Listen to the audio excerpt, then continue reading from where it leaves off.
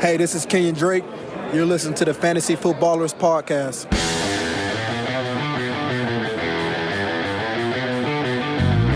Welcome to the Fantasy Footballers Podcast, coming to you from pristineauction.com studios with your hosts, Andy Holloway, Jason Moore, and Mike Wright. Welcome in. Woohoo! Rockets away today. Welcome into the show. The Fantasy Footballers back again. Andy, Mike, and Jason. The date, it's Tuesday, March 19th. We've got more free agent frenzy on the show today. Going to play a game together, a little Who Am I? Get you through all the fantasy football news, notes, information. How are you gentlemen doing this fine afternoon? I'm all right. I'm all right. Now, in fairness, you did say you were extremely tired. Well, here's the problem. Post-lunch tired. I ate a pizza for lunch. Mm-hmm. And while most people eat a slice of pizza, I ate a pizza for lunch. Well, and where you went wrong was you had the box, too. You ate the box and the pizza. He likes roughage. A side salad as well. Get that fiber. And a bread. And a bread. And a loaf. A roll. I really overdid lunch today. Yeah, you did. And I was kind of proud because you were eating your salad, and it seemed like that was your meal. Right, and then I got my meal. And then I was like, Which was a whole pizza. Is that what you got? And you're like, Okay. But, Mike, how are you doing? Doing fantastic. We had the Wright said Sunday Fun Day at the zoo, which is always delightful. I think my face got a little bit burnt. But that's life. Yeah, you took pictures of giant spiders and sent them to Jason. I did do that. Very much appreciate it. You're welcome. Jason's not a fan of spiders. All right, here is the quick question of the day. It is it's one of these. I want to play a game. Oh, that drop right there, that's you don't want it too often. You don't want it not often enough. You need to mix that thing in every once in a while. Should be every episode drop. No. Yeah. No, hogwash. By not often enough. Continue. Here's the game. Brooks put it together. I don't even know the answer. I haven't looked at it yet. So I'm playing as well. Okay? Excellent. The game is Who Am I? Here's your first clue. In my 5-year NFL career, I have played 16 games twice. Okay? Okay. 5-year NFL career, 16 games twice. I don't think you have a guess yet. I don't. The second clue. In both of those seasons, I saw 151 targets. So not a quarterback. Got it. Not a quarterback. 5 seasons. Only 2 with 16 games, and in both of the 16-game seasons, saw 151 targets. All right, we're moving on. Next clue. In one of those seasons, if I guess, am I out? Yes, if you guess now, that's your guess. You don't get just guess willy-nilly. Well, I had to verify. Now he's writing it down. In one of those seasons, I was a top 10 receiver. In the other, I finished outside the top 24. It's funny. I have one guess in my head too. Wow. Okay. So that means I'll take my shot right now. And I might be way off base, but I'm going to say Allen Robinson. Oh, that's a great guess. That's a great guess. I was going to say that this has to be a player who, based on those clues, has only finished as a top 10 wide receiver one time. In 5 years. That seems like that has the career. to be That has to be the answer. That's got to be Allen Robinson. Because it was the breakout year. Well, let's check the other clues. Let's verify whether these clues match up. All right.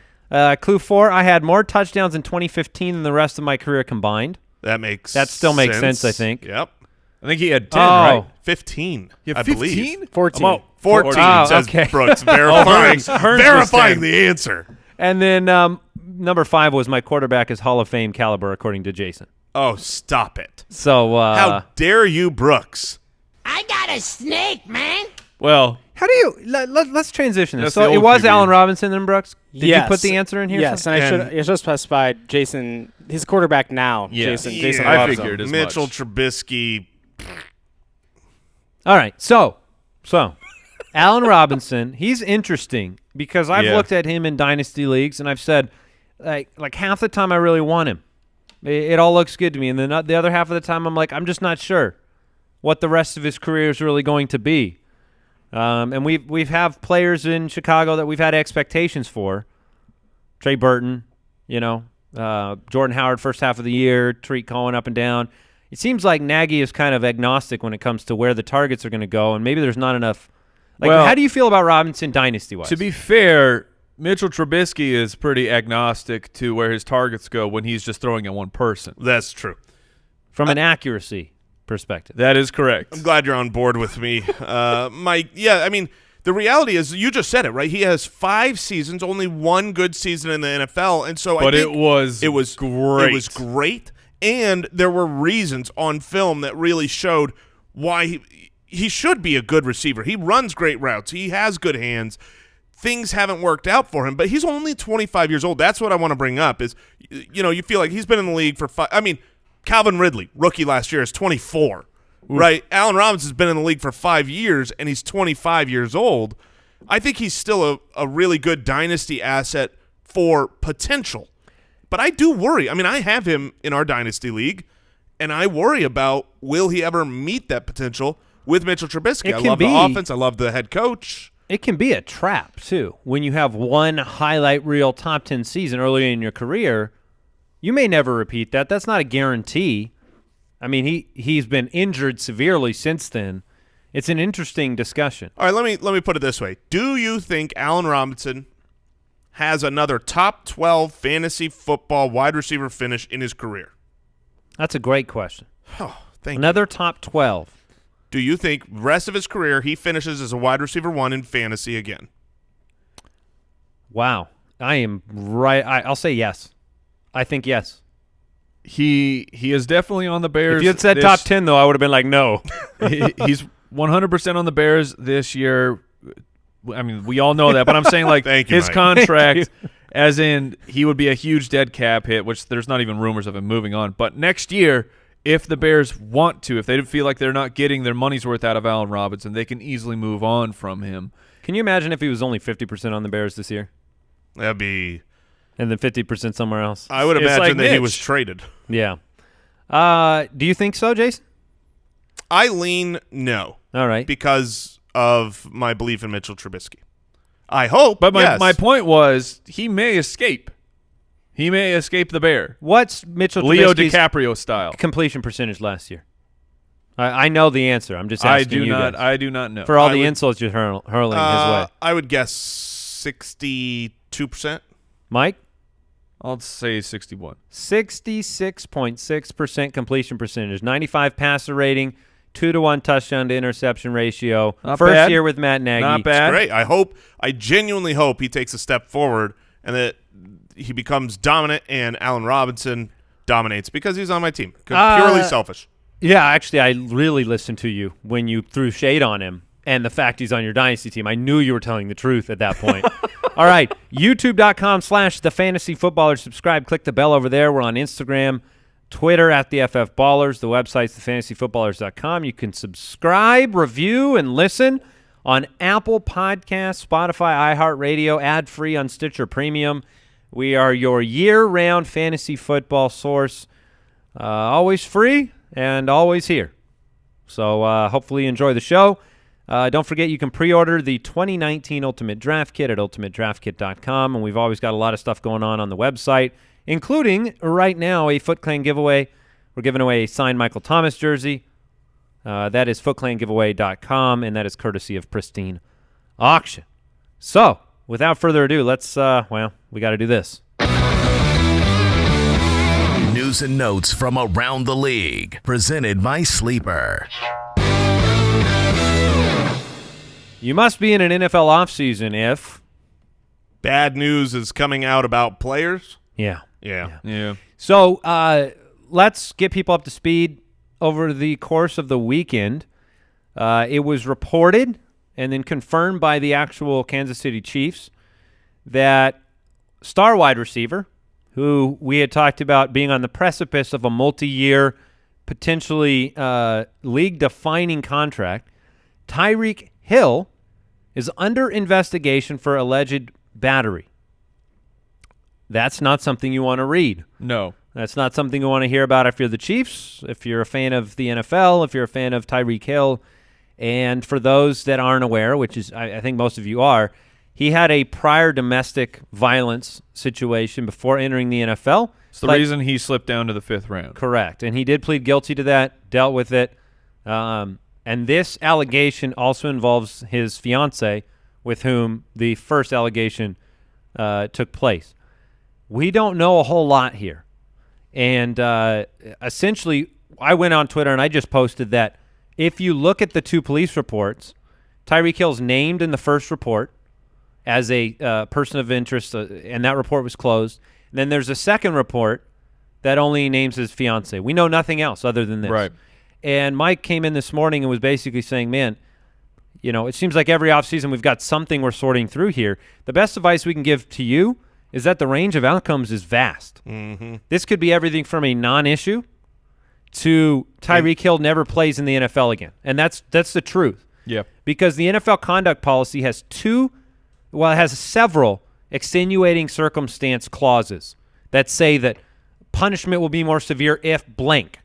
And he qualifies for 2 of them in this situation. Number 1 is that you had something happen before you come into the NFL. Yeah, and for people wondering, like, well, why his incident was before he was in the NFL at all. So this is not the end. He's faced no NFL punishment aside from the slipping down in draft stock, but the NFL would 100% take that into account if something has happened with this new story. Yes, that is in their personal conduct policy. They will take that into account. The other extenuating circumstance is that if any incident involves a child in any way, that is cause for a more severe penalty or punishment. Right. He qualifies for both if he took a part in this. This is called due process at this point.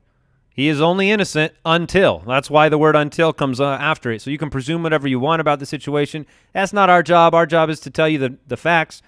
Right now, if you're in fantasy football, there are people out there making decisions. I received a ton of offers on Sammy Watkins this weekend. It wasn't for coincidence. It was because of this news. Because Sammy Watkins all of a sudden looked like maybe Pat Mahomes' top target. Right. A team that lost Kareem Hunt last year who this weekend was suspended for 8 games for violating the personal conduct policy. So if you own Kareem Hunt, if you're drafting Kareem Hunt, he's eligible to play after 8 games in 2019. And people asked, okay, we know the suspension now for Kareem Hunt. Where are you drafting him? And my answer is not. Right. I will not be drafting Kareem Hunt. I'm not holding on to a backup running back for 8 weeks. Yeah, that was the question. Maybe 9. We don't know when the Cleveland Browns bye week is going to be. You cannot draft. No, he would be 100% undrafted by me. In my last round, my very last pick, I would not draft him because I don't want to take a bench spot away from my roster for the majority. It's not half the season in fantasy. That's the majority won't be eligible for of your IR. season. So I mean that it's a bad pick. There's sometimes where okay, you pick a guy, gets injured, you got to cut him, whatever. You move on. This is actually someone that's going to actively hurt your team for the majority of your season. Yeah, don't draft him. You will have to consider signing him. Oh, certainly. Yeah, like 6 weeks in or so. Correct. Yes. Otherwise, because he's on the suspended list, you're not going to be able to put him in IR. You're not going to be able to tuck him away. If you could, that would be one way to do it. Here's what you do. You trade for him about week 6 or week 7 from the team who's clearly on the way to miss the playoffs because they drafted him and held him the whole time, hurt their team, and then you get the value. So as it pertains to Tyreek Hill, we don't know a lot of information. You need to proceed basically looking for more information and being ready to make a move. If you're a Tyreek Hill owner, just fantasy advice. Do you advise them to go pursue somebody like Sammy Watkins? Do you think that you just you're kind of in the bed that you lie in right now?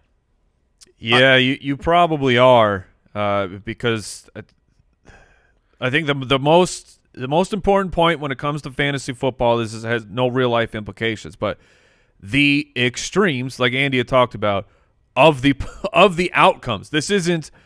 Oh, maybe Hill gets removed from the team like Kareem Hunt did. Like he gets kicked off the team. You know he'll find a new home. He'll face an 8-game suspension. This is Tyreek Hill may never, ever play again.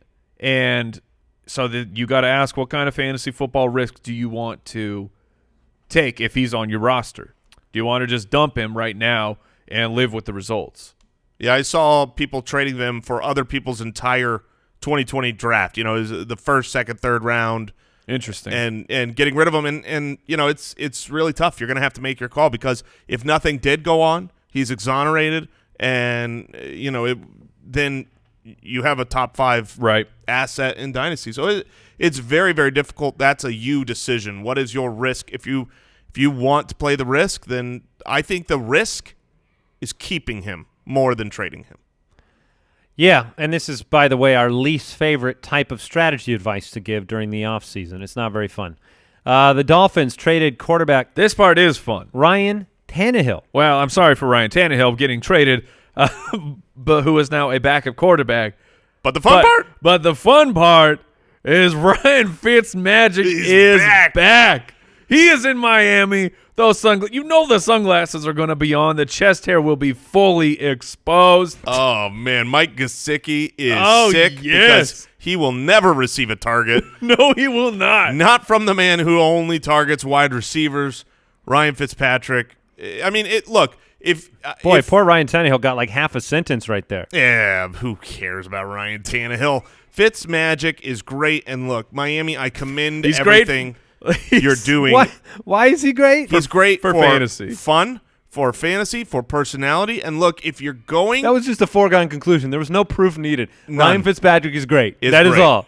If you're going to go hard after the future first-round pick, you might as well have some fun along the way. Here's something interesting, and Kyle, our editor-in-chief, looked this up. When Ryan Fitzpatrick was a starter, this is how his teams finished in terms of percentage of team targets to the wide receiver position, okay? I'm going to go back in time, starting with last year. 69% with Tampa. Nice. That's first in the league. He started in New York, 71% to the wide receiver. That's first. That was the Brandon Marshall, Eric Decker. Well, how about the year before? That was the second year with him. That was great. The first year with them was 74.2%. Which first is in the league. Insane. 74%? In Houston, 69.4%. That was second in the league. If he started, he's basically wearing like bifocals where the bottoms are blacked out and he can't see anything in the tight end and running back range, and he just throws it to the secondary because he has no fear. So he doesn't care, man. Albert Wilson, Kenny Stills, DeVante Parker. Is there secret value hidden in Miami's second? DeVante Parker is receiving. Well, we'll see on DeVante Parker. I'm more interested in Kenny Stills. Kenny Stills and Albert Wilson. I'm very interested in them. But Jay, I think you were alluding to it. I love what Miami is doing. They are playing for the future. They are following what the Cleveland Browns did when Sashi came in and tore everything apart. This is not going to be a Sashi apologist rant. They are accepting where they are in the league, saying we have to burn this thing to the ground. This is a protected burn. And they're clearing cap. They're gonna lose. So Miami, look, fans, it's going to be rough for a couple years, but if you end up with the number 1 pick next year, you get Tua to come in, be your franchise quarterback, and then they can load up. This is what you have to do with the beard and sunglasses leading the way. And you're going to have fun on the way. That's why it's fun to have Fitzpatrick, because he knows they did not bring him in to win. So he's just slinging it around, going, hey, Kenny Stills, go deep. Oh, we're getting the first behind the back, over the head touchdown pass in the NFL. We can only hope. All right, the Saints, Max Unger, surprisingly retired center for the Saints. That was unexpected. I think that caught the whole team by surprise. Yeah, Isaiah Crowell, Jordy Nelson, both released. Crowell no longer a Jet, Nelson no longer a Raider. As of today, Jordy Nelson was, I believe, working out for the Seahawks. Correct. Yeah. So we'll have more information this week. There are a number of free agent signings still to come, but we're going to talk about a ton of the ones we didn't get to talk about on Thursday, and we'll do those today. By the way, That was today's news and notes brought to you by Sleeper.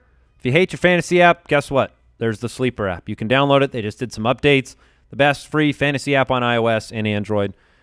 We are going to get into the free agent frenzy. We're going to pause. We're going to say thank you to the sponsors that keep this show going, including 23andMe. Look, we live in a world where we have so much access to data. In a world that gives us insights into who we are. But with 125 genetic reports, 23andMe allows you to go beyond ancestry and access even more personal insights about yourself based on your DNA. You can even get insights on your health, your traits. They got reports like the Deep Sleep Report. If you've always suspected that you feel sleepier, Jason, than others after missing a night's sleep, your genes could be involved.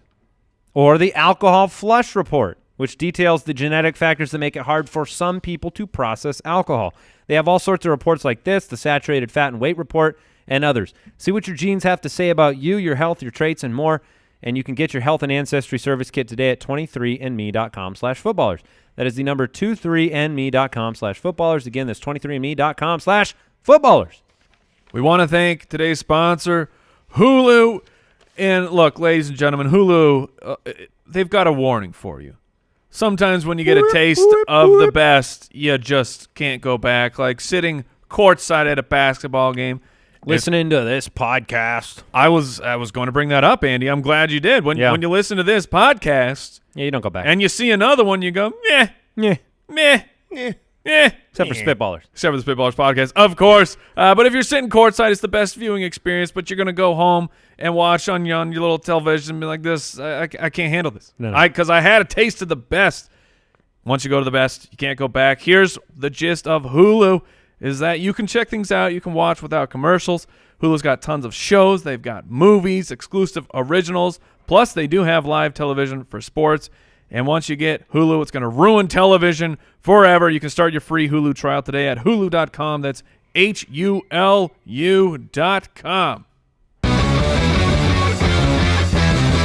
Free Agent Frenzy. All right. I believe we hit the pause button on the last episode right around the wide receiver position. Am I right? Sure. Time to dance. Time to dance with Golden Tate. Golden Tate signs a 4-year, $37.5 million deal with the New York Football Giants. We know Golden Tate's story, right? Led the league in broken tackles. Like every year? Every year. What's the ceiling here in New York, Mike, and how do you feel? You've been kind of like riding this Evan Ingram wave ever since Odell Beckham Jr. has been traded.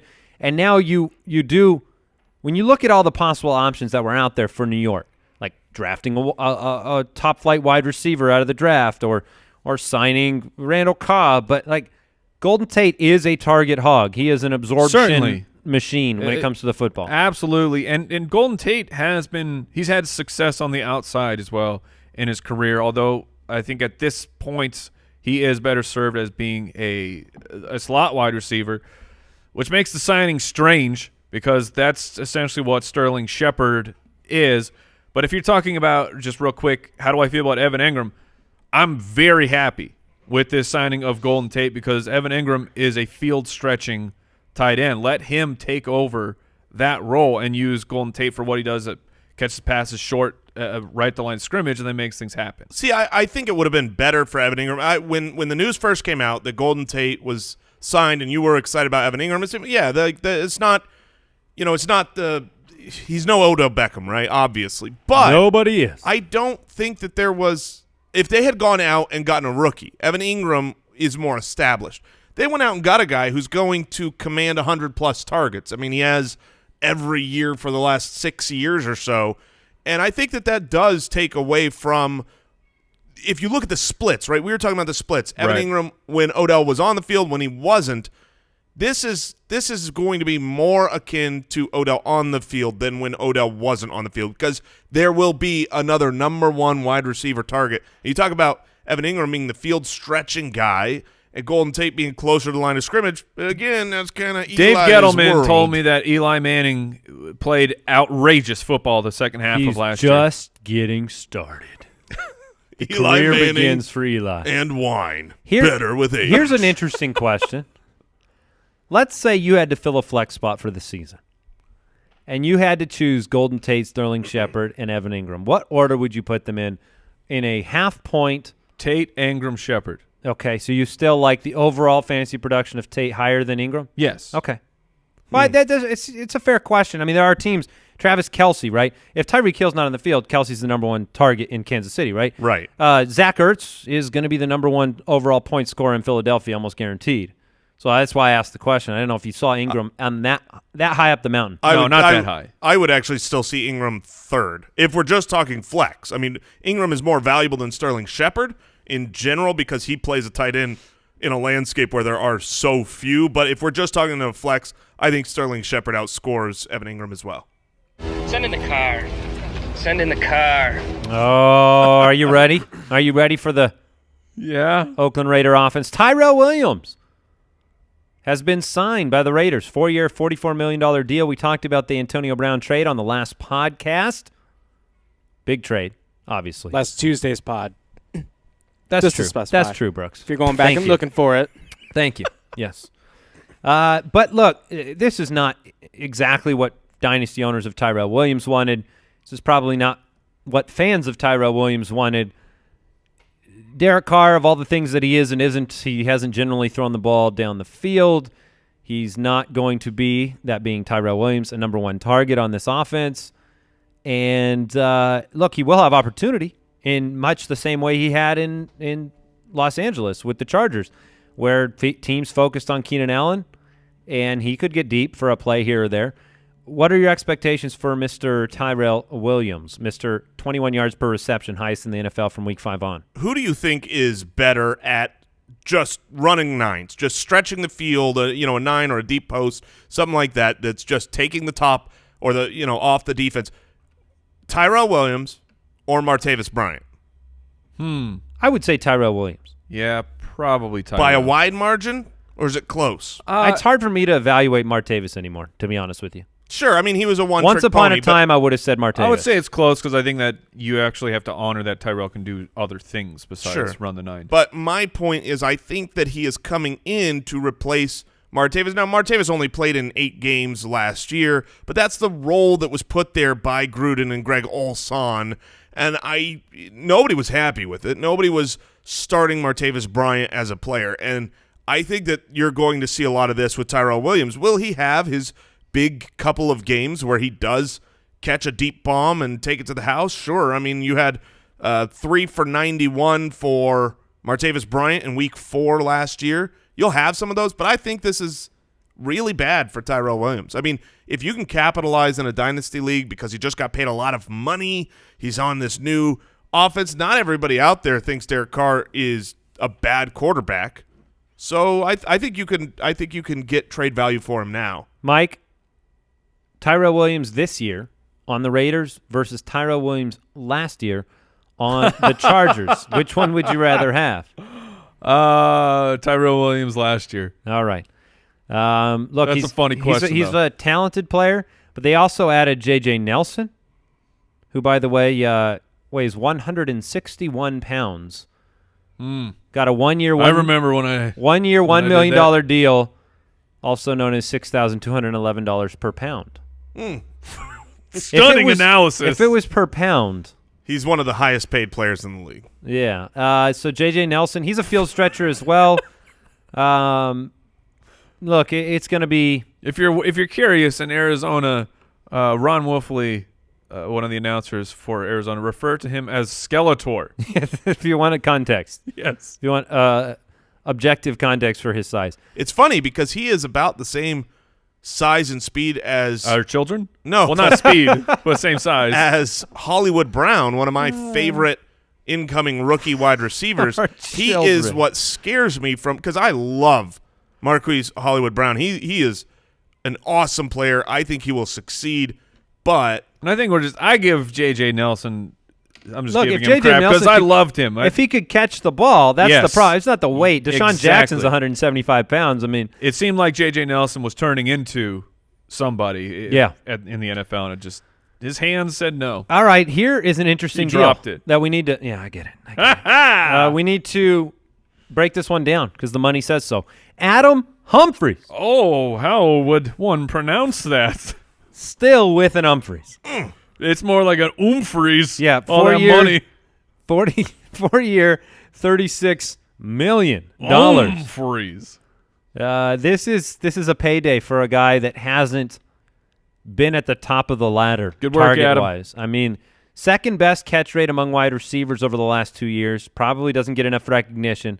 By the way, 73%. 105 targets last year in Tampa. Does he come close to that in Tennessee? No, it doesn't. He won't come close, and it won't matter. Now, he was paid a lot of money. Apparently, there were teams like New England bidding.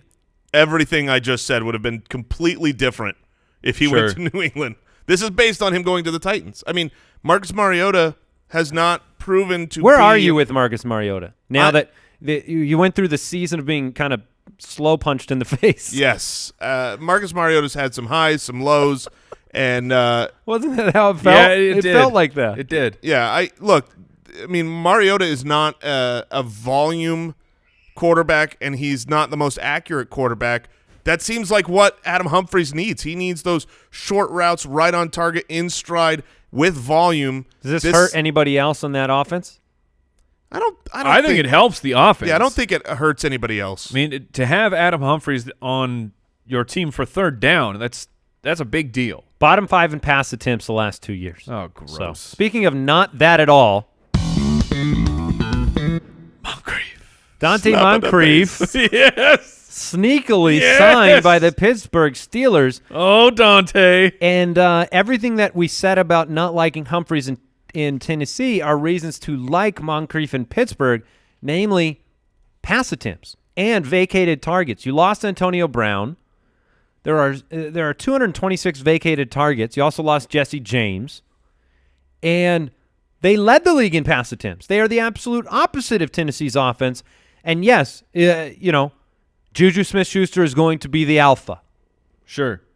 But Donte Moncrief comes in as an established NFL wide receiver, big play potential, and James Washington, coming into his second year, very unproven player. Is Donte Moncrief more valuable? Let me ask you this. Would you rather have Donte Moncrief or Tyrell Williams? Moncrief. Moncrief. All right, so Moncrief. Ask another question. Moncrief is sneaky. All right, would you take Moncrief or Adam Humphries? Moncrief. All right.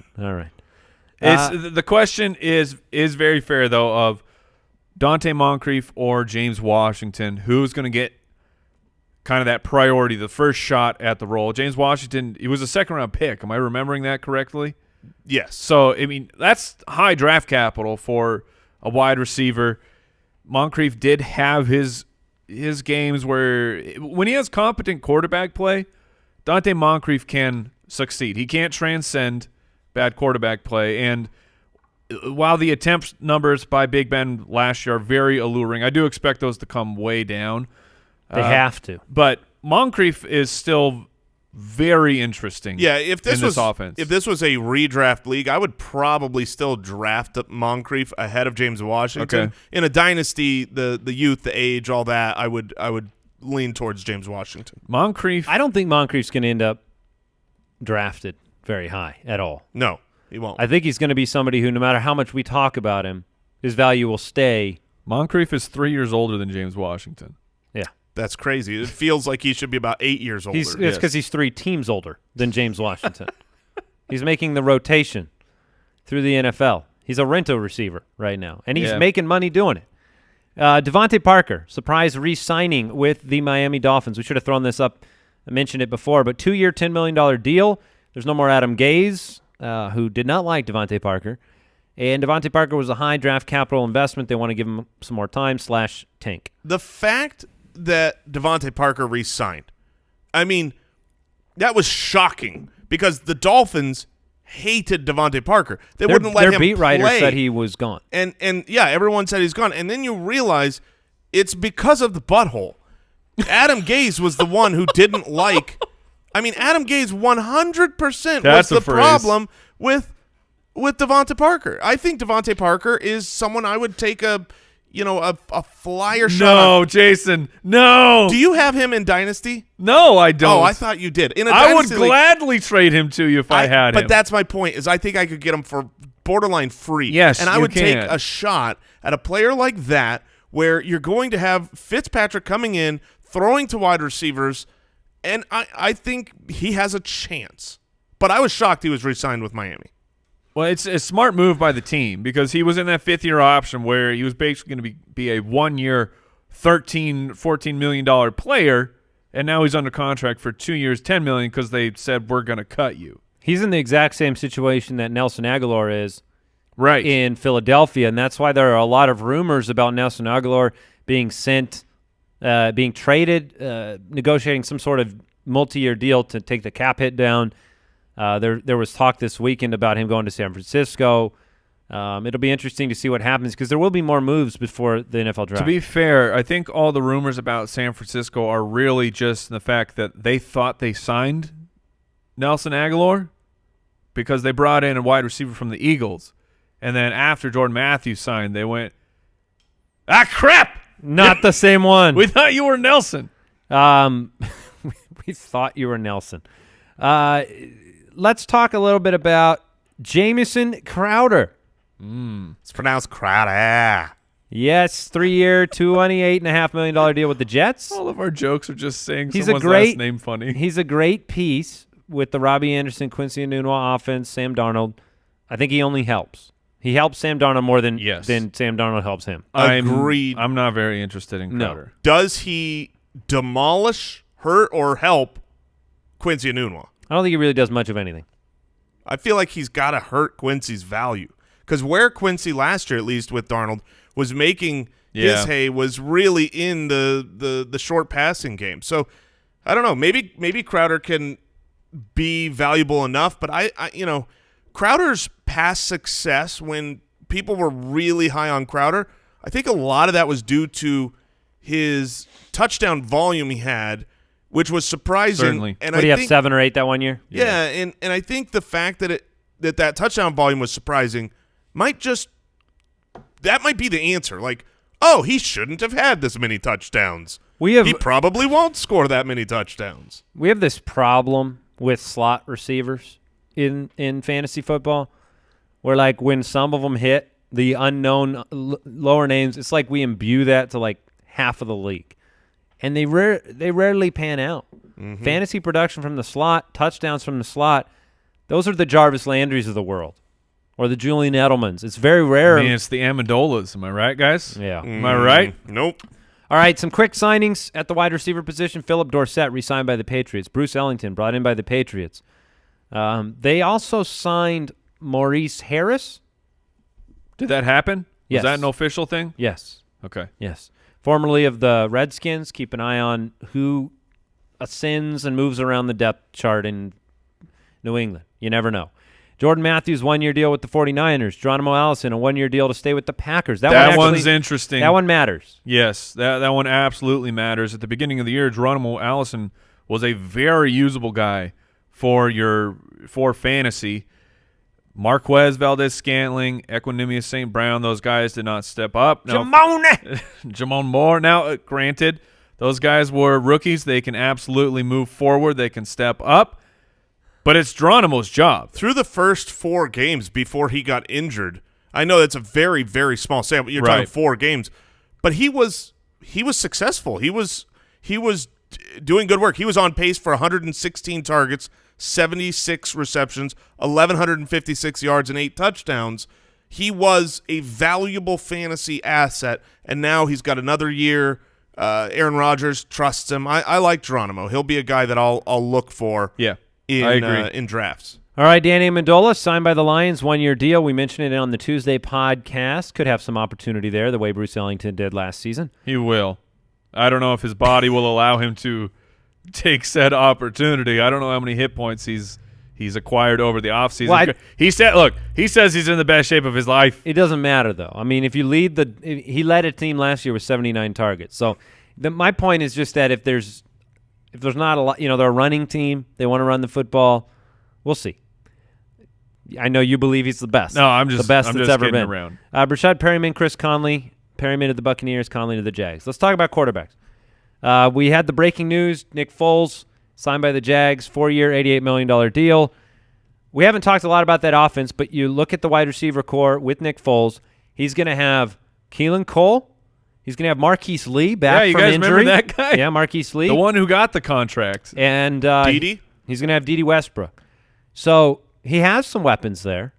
It'll be very interesting to see what he does with them because we're going to move on from the Blake Bortles experiment in Jacksonville, hopefully to a more consistent performer.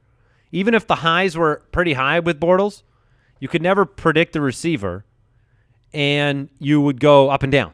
Yeah, I mean, I think this is a good move for Jacksonville as a team, not necessarily shelling out the money for him. That's ridiculous. You're bidding against yourself. But as far as solidifying your quarterback to be more of a game manager, not cost you the game. But I don't think Nick Foles is going to be a good fantasy option. This is still a team that wants to run the ball. And the one big difference, so let's say he's a little bit better in the passing game. That's fine.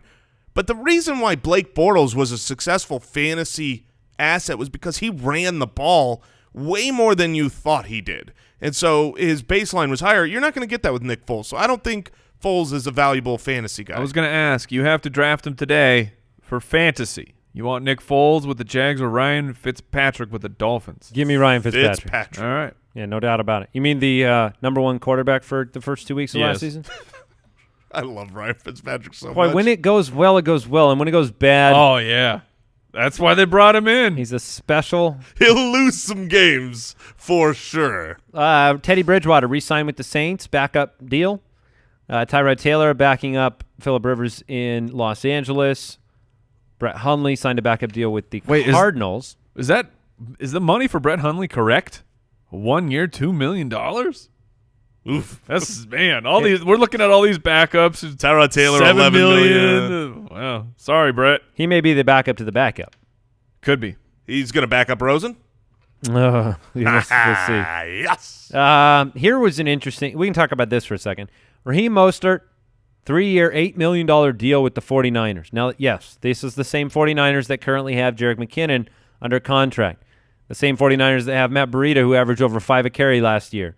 Yes, the same 49ers that just paid Tevin Coleman to come in. Not very much money. But you have 4 capable running backs on this roster. So bizarre. This weekend, there was some very vague tweets by Jerick McKinnon that made people jump to conclusions and think there's been a lot of rumors about Philadelphia pursuing either Matt Breida or Jerick McKinnon to fill the running back void, which is absolutely the case in Philadelphia. In fact, Josh Adams is rumored to be cut on that team. Really? Yeah, there's some rumors about him being let go. We will see what happens. If you're a fantasy owner, you never want 4 capable players in one backfield and trying to identify it. So whether they move, they're not going to move Coleman. They just paid him. They're not going to move Mostert. They just paid him. So it would be Breida or Jerick McKinnon if they did trade somebody. And McKinnon's contract does not become fully guaranteed until April 1st. So that means if they're going to move him via trade or just cutting him outright, it will be soon. It will be in the next couple weeks. So I mean, just giving you candid advice from my side. Take it for what you will. You're playing the gamble in dynasty leagues right now in general. But when Tevin Coleman was signed to San Francisco, Jerick McKinnon's value took a punch in the face. Yes. Everybody's expecting monstrous things. Jason, you said you had tried to trade for him for a month, couldn't do it. So happy that those trades did not go through. So my opinion is that talent will find its way forward. If you believe Jerick McKinnon's talented, then he should find his way forward in San Francisco. However, I believe Kyle Shanahan is talented. Well, the thing is Jerick McKinnon, I think that he'll be moved. I think he'll be moved by Kyle Shanahan. He has what he needs outside of Jerick McKinnon, so you might be able to buy him cheap is my point. Sure. Just wanted to highlight Matt Breida's situation. I mean, he was, this undrafted guy.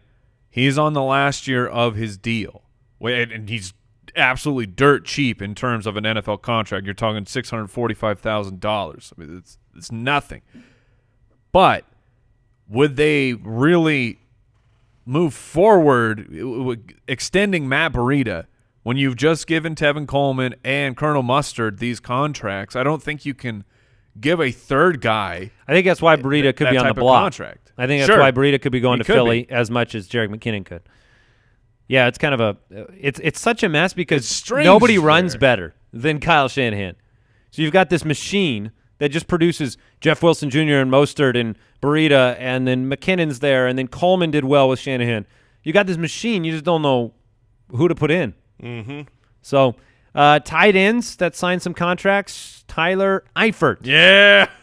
It's all you, Mike. That's fine. He can be your DeVante Parker. How about that? That is perfectly fine. It could be, well, Tyler Eifert. He's better looking. But we know that. We know yes, that. Yes. But That's why he's one of the handsomest. But Tyler Eifert's actually good. Yes.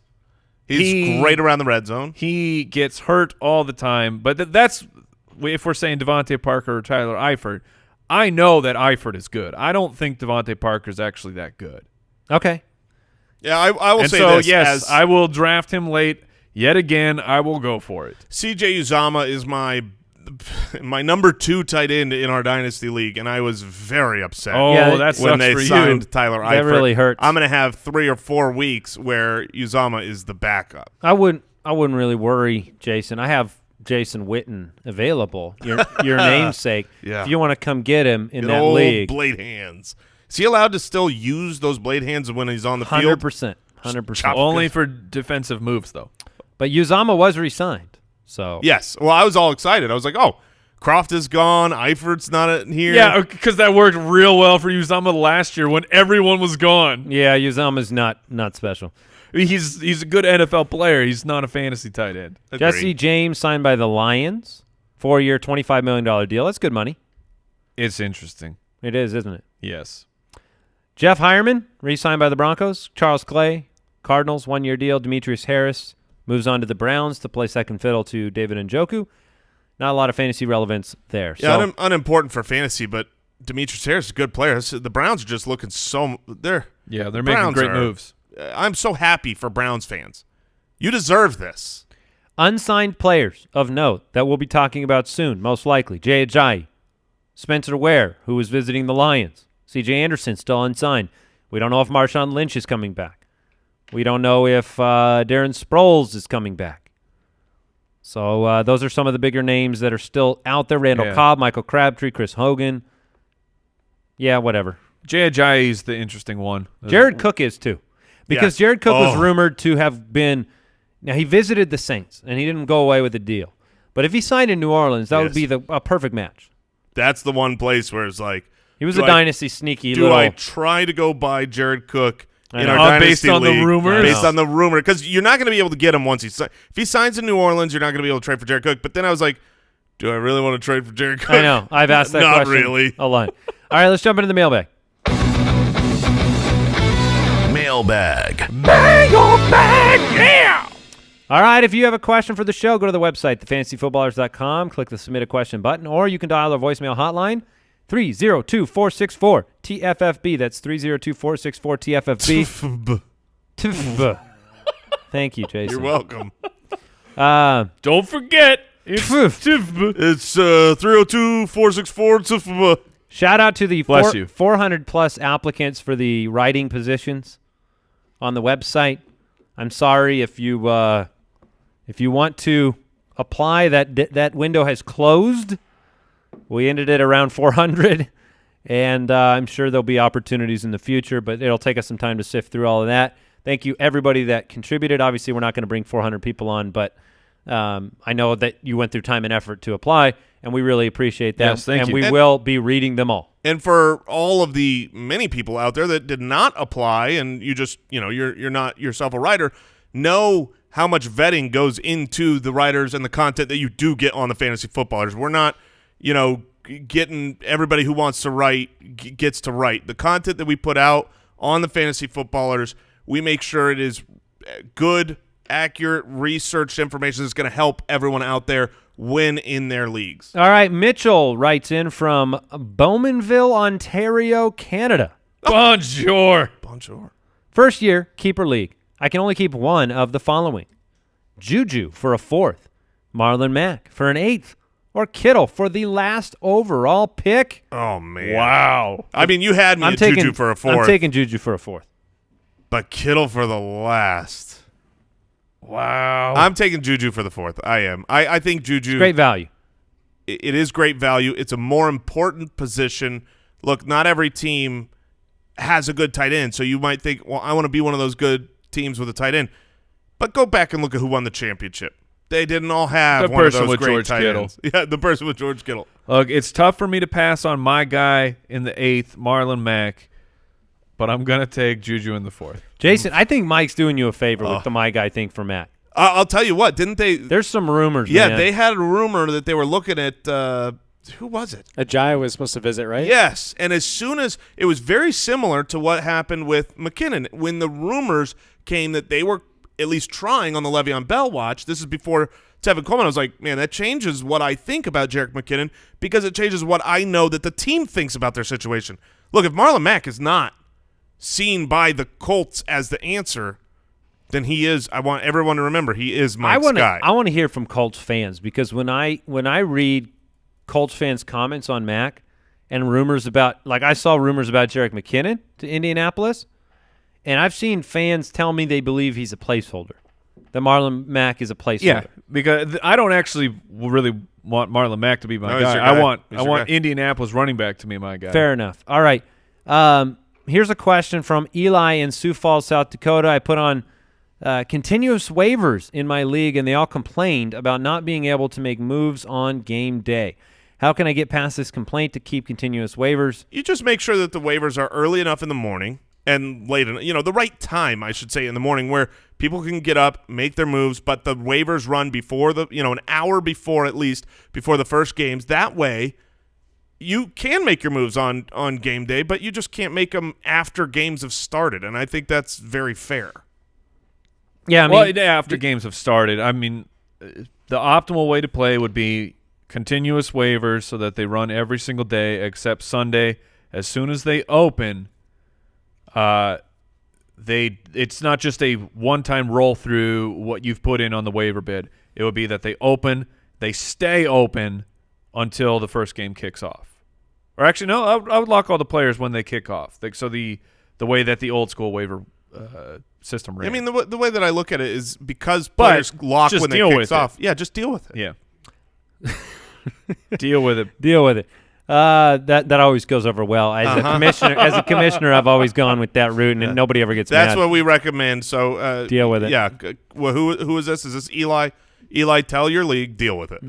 Yeah, good advice. It'll be great. Captain Sparrow in Ames, Iowa. Is this Jack? No, it can't be. This is a song. That's a landlocked area. That's not where you want to be if you're a pirate. The tale. This Captain. is the tale. My what goodness. did he say? The song. Hey, at least I remember the tune. Yeah. Cool reference. Thank you. Who would you rather draft, Marlon Mack or Leonard Fournette in a dynasty league? How ironic. Leonard Fournette. Oh, it's definitely Leonard Fournette. I mean, the thing is, so Andy and I just completed a trade this last week. It's a miracle. It is a miracle. It had a lot of different pieces in it, but two of the pieces were Jordan Howard and Leonard Fournette. And my rationale was they're pretty close to each other in age and probably skill and talent, but the difference is the draft capital, not just that the Jags spent, but that the NFL, via the Jags, spent on Leonard Fournette is going to stick around with him for a long time. His name is bigger, his persona, more letters. Yeah, Leonard. And so my point is, you didn't go Fournette? Let's say both guys get cut at the end of this year. Who's going to go and sign a big deal? If we're talking Dynasty League with another team, it's going to be Fournette. You think? 100%. Howard's been more productive and more consistent. I agree completely. And that's my point. 2 months apart is their age, by the way. Yeah, they're about the same age. Howard's been more productive, and I fully believe that if they were both going to get cut, a team would go out there and give more money, more resources, more opportunity. I don't agree with that. I think Howard would get more. Yeah. I get the draft more production, less headaches. Argument. I don't not understand. Hurt. Yeah, not hurt. No injuries, no headaches. I think more productive. I don't doubt that we have a chance to find out. I would not be surprised if at the end of this year both guys get to test the open market. If that's true, why aren't you saying Marlon Mack? Well, because I think Marlon Mack, if he got cut, would get very, very little. Let's presume a world where they're not all getting cut. Well, Howard, definitely Leonard Fournette. Either way. Yeah, I mean, Howard's hitting the free agent market next year no matter what. Okay. Brad in New York, I have the second pick of a dynasty startup draft. To me, there's a clear 101 in Saquon. Should I be considering drafting a wide receiver, or is it smarter in a startup draft like this to grab a running back like Zeke or CMC with an early pick? PPR startup dynasty, I wouldn't call Saquon a clear 101. To me, there are 4 players. There are 4 players that I would consider at the 101, and I'm fine with any of them. And if you want to call CMC the 5th, I'm fine with that. To me, there's Zeke, Saquon at running back, and there's Hopkins, Odell Beckham at wide receiver. I think Odell Beckham is the most talented player who will have the longest career from here on out. But those 4, I'd be happy with any of them. I would go with the wide receiver just because the running backs, you're confident right now that Saquon Barkley is the 101, but the running back turnover happens so quickly. One thing goes wrong for Saquon Barkley or any of these running backs. He does feel safe, though. Yeah, of course. Because of the pass catching, because he's a receiver. Right. If he wasn't a receiver, I would feel less confident. Todd Gurley felt extraordinarily safe going into last season, and then he was awesome. And now, if you're on that 6, 7, 8 spot, 9, 10, and Gurley's on the board, and you're considering pulling the trigger on him, he might be a steal there. But there is definitely a world right now where Todd Gurley's dominant career is over, and now he's But that's not necessarily indicative of the running back position. That happens to wide receivers too. A handful of years ago, Jarvis Landry looked like a better dynasty pickup than he looks like now. Well, I'm speaking more on the injury, the wear and tear to the position. That's what causes such a shorter lifespan for running backs. Oh, Tyreek Hill. Yeah, well, off the field can hit anybody. But generally speaking, the wide receiver's career, like Hopkins, I think that Hopkins will still be producing at a higher level after, like, Zeke. Sure. is. No, that's fair. Pristine deal of the day. Speaking of Hopkins, a signed Houston Texans DeAndre See how I did Hopkins that? jersey. Very nice. Professional. $67.57 yesterday on pristineauction.com. It's also a professional bid right there. That is impressive. $67.57. Riding around on a Segway all the time. Riding around. You know, I will say this because I've done a little too much dynasty trading in the last 2 weeks. You've been addicted, man. I have been trading like crazy. And here's the thing that I find fascinating. We all will redraft leagues. We're going to talk about running backs a lot, right? Yes. We're going to talk a ton about them being the foundation of your team, how important having that top-tier guy is because of all the committees. And like that's 100% true in dynasty leagues. Right. To winning the league this year, right? Yes. In a dynasty league, to winning this year, having one of the best running backs is going to do it. Yes. But then you have to weigh in what you're talking about, Mike, where it's like Hopkins' career's probably got 10 more years. Well, and it's like it's easier to restock. Maybe not 10. But. It's easier to replenish your running backs in the rookie draft than it is the wide receivers. It's a hit on them for sure. Yeah. No doubt. But it's still at the end of the day, it's still you look at it and you go, if I add Saquon to this team, or if I add a top flight running back, I might win the league this year. So doing that juggling, look, it doesn't do you any good to have a bunch of young players and finish third. Right. So it's a balancing act for sure. All right, thanks for listening to the show. Guys, do not miss Thursday, the first mock draft of the year. Yes. Man. Laka ding dong. See you Goodbye. Thursday. Goodbye. Thank you for listening to another episode of the Fantasy Footballers Podcast. Join our fantasy football community on jointhefoot.com and follow us on Twitter @TheFFBallers.